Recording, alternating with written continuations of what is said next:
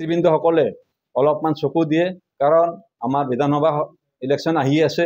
অহাকালি আমাৰ সকলো কাৰ্যকৰ্তাসকলক তেনেকুৱা প্ৰত্যাহ্বান আহিবও পাৰে।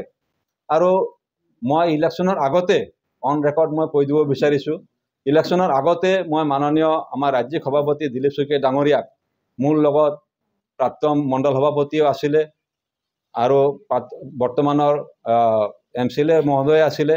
তেখেতে কৈছিলোঁ যে ইলেকশ্যনৰ পোষ্ট ইলেকশ্যন আমি জিকি যাম, ইলেকশ্যন আমি ইমান ভোটত জিকিম দাদা, 5000 ভোটত আমি ব্যৱধানত ইলেকশ্যন জিকিম। আৰু ইলেকশ্যনৰ পিছত পোষ্ট ইলেকশ্যন যাতে কোনো ভাইলেঞ্চ নহয় সেইটো গেৰেণ্টি আপুনি দিব লাগিব। আৰু তেখেতৰ নিজৰ মুখেদি কৈছে এইটো মই হ'ব নিদিওঁ। আৰু আমাৰ সন্মুখত চবৰে সন্মুখত তেখেতক কোৱা হৈছে যে পোষ্ট ইলেকশ্যন একো যাতে ভাইলেঞ্চ নহয়, কিন্তু তেখেতৰ প্ৰতিশ্ৰুতি তেখেতে ৰক্ষা কৰা নাই। সেইটো কাৰণে মনত দুখ পাইছোঁ। দুখ পাই কিনে আজি এই প্ৰেছ বিবৃতিটো দিয়াৰ কাৰণে মই বাধ্য হৈছোঁ। তো আশা কৰোঁ আগন্তুক দিনত আমাৰ নাগৰজুলিবাসী ৰাইজে যাতে শান্তিৰে বাস কৰিব পাৰে। তো ইয়াৰ ব্যৱস্থা আজি প্ৰশাসন আৰু আমাৰ BJP পাৰ্টিয়ে যাতে এইখিনি ষ্টেপ লয়, এইটো মই সকলোৰে ওচৰত অনুৰোধ ৰাখিছোঁ। আৰু মোৰ লগত যেটো হৈছে ইয়াৰ মই কানুনী ব্যৱস্থা কালিৰ পৰা মই কৰাৰ ব্যৱস্থা কৰিম। ধন্যবাদ।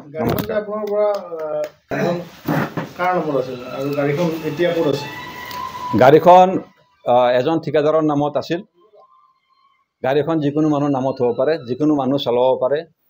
আপোনাৰ গাড়ীটো যদি মই চলাই লৈ যাওঁ, আপোনাৰ তাত কাৰোবাৰ লগত লেনদেন আছিল, সেইবুলি মোৰ গাড়ীত মোৰ পৰা আপুনি ৰাখিব নোৱাৰে আৰু মোৰ ল'ৰাক আপুনি কিডনেপ কৰিব নোৱাৰে। এইটো আইনে অনুমতি নিদিয়ে। আৰু প্ৰথমেতো এজন প্ৰতিনিধিক নিদিয়ে কমচে কম, আৰু এজন প্ৰতিনিধিক কৰাটো নিদিয়ে। তো এইখিনি যদি সামান্য জ্ঞানটো যদি থাকিলে হয় তেতিয়াহ'লে হয়তো এই অসুবিধাটো নহ'লা হয়।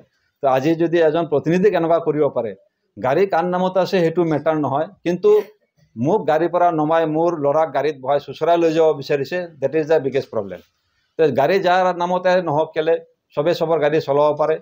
তো যাৰ গাড়ী আছে তাৰ যদি অসুবিধা নাই, তাৰ কি অসুবিধা হ'ব পাৰে? তো তেখেত জিকিছে বুলি তো এনেকুৱা কৰাটো উচিত নহয়। সেইটোৱে মই আপোনালোকক ক'ব বিচাৰিছোঁ। গাড়ীখন লৈ গৈছে নেকি? না, গাড়ীখন বৰ্তমান থানাত আছে। আৰু গাড়ীখন যাৰ নামত আছিল তেখেত BPFৰ পৰা এবাৰ জিকি আহিছে। তেখেত অহাকালি শপত গ্ৰহণৰ লগত ব্যস্ত হৈ আছে। তেখেত শপত গ্ৰহণ হোৱাৰ পিছত আহি কিনে গাড়ী ওলাব। এই যিটো গাড়ী না, কোনো ধৰণৰ তেনেকুৱা নাই। গাড়ীখন মোৰ যিহেতু চিভিলটো বেয়া আছিলে, মোৰ আগৰ কেইটামান কিস্তি ফেইল হৈছিলে, মোৰ আগত স্কৰপিঅ' আছিলে, মই নিজৰ নামত মই ইলেকশ্যনৰ পিছত গাড়ী ল'ব পৰা নাছিলোঁ। তেতিয়া মই দাদাজনক কোৱাতে তেখেতে কৈছে মোৰ চিনাকি আছে, মোৰ নামত লৈ লোৱা, তুমি চলাই থাকা। আৰু 5 বছৰৰ পৰা তেনেকুৱাই মই ডাউন পে'মেণ্ট দি কিনে মই কিস্তি দি কিনে গাড়ীখন মই 5 বছৰৰ পৰা চলাই আছিলোঁ। তো তাৰ লগত কিবা বিজনেছৰ লেনদেন আছে তাৰ, সেইটো মই নাজানো। তো সেইটোৰ লগত এই গাড়ীৰ লগত একো সম্পৰ্ক নাই। তো তাৰ মতে সেই গাড়ীত তাৰ লগত লেনদেন আছে, সেইকাৰণে গাড়ীখন তাৰ নামত যিহেতু মই লোৱা আছিলে, তাৰ নামত ৰেজিষ্ট্ৰেশ্যন কৰা আছিলে, মোৰ নামত মই ট্ৰেন্সফাৰ কৰোৱা নাছিলোঁ। তো সেইটো কাৰণে তেখেতে সেই গাড়ীখন কাঢ়ি ল'বৰ কাৰণে চেষ্টা কৰিছিল।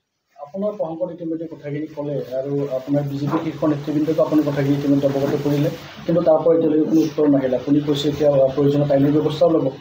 আপোনাৰ এই ক্ষেত্ৰত ৰাজনৈতিক যিটো বৰ্তমান যিটো স্থিতি, সেইটো সলনি হোৱাৰ সম্ভাৱনা আছে নেকি ক্ষেত্ৰত? নাই, মই ৰাজনীতিৰ স্থিতি সলনিৰ কথা এতিয়াও মই ভবা নাই। অহাকালি শপত গ্ৰহণ আছে, মই তেওঁলোককো শুভেচ্ছা জ্ঞাপন কৰিছোঁ। তেওঁলোকে আজি সংখ্যাগৰিষ্ঠ হৈছে, আজি ৰাইজৰ মতদান মতে তেওঁলোকে আজি জিকিছে। তো তেওঁলোকে আজি চৰকাৰ গঠন কৰিব BPFে। তাৰপিছত ভৱিষ্যতত কি হয় সেইটো মই ভৱিষ্যতত চিন্তা কৰিম। কিন্তু বৰ্তমান মই BJP কৰি আছোঁ আৰু মই BJPৰ পৰা এই বিচাৰটো যাতে মই পাওঁ, মই সেইটোৱে আশা কৰি আছিলোঁ। তো বাদ বাকী আমাৰ ইলেকশ্যনৰ পিছত সেইখিনি মই চিন্তা কৰিম। এইখিনিয়ে এটা দাবী আছে, কেনেধৰণৰ আপুনি ৰেছপন্সটো বিচাৰিছিল তেওঁলোকৰ পৰা? মই বিশেষ একো ৰেছপন্স বিচৰা নাছিলোঁ। মই মাত্ৰ এইখিনিয়ে জনাব বিচাৰিছিলোঁ যে আমাৰ নাগৰজুলিবাসী ৰাইজ, বিশেষকৈ আমাৰ BJP কাৰ্যকৰ্তাসকল, তেওঁলোক যাতে পোষ্ট ইলেকশ্যন ভাইলেঞ্চত মানে লিপ্ত হ'ব নালাগে, মই সেইটোৱে দাবী কৰিছিলোঁ। আৰু সেইটো মোৰ লগতে হৈছে। আৰু সেইটোৱে মই চিন্তাত আছোঁ যে বাকী আমাৰ যিসকল সাধাৰণ ৰাইজ আছে বা যিসকল আজি BJPক ভোট দিয়া নাই, তেওঁলোকৰ কি এটা পৰিৱেশ হ'ব। কালি ইয়াতে পৰিৱেশ, আজি গণতন্ত্ৰ আন্দোলনো হ'ব পাৰে। আজি মোৰ লগত হৈছে, কালি আৰু জনৰ লগত হ'ব পাৰে। তো গণতান্ত্ৰিক আন্দোলন এটা হোৱাৰ এটা আকাংক্ষা মই দেখা পাই আছোঁ, যদি আইনী ব্যৱস্থা নলয়। পাৰ্টিৰ পৰা ইতিমধ্যেতো একো নল'লে, কিন্তু আইনী ব্যৱস্থা যদি নলয়, এটা গণতান্ত্ৰিক আন্দোলন হ'ব অতি সোনকালে, শপত গ্ৰহণৰ পিছতে হ'ব। তো এইখিনিয়ে মই ক'ব বিচাৰিছোঁ।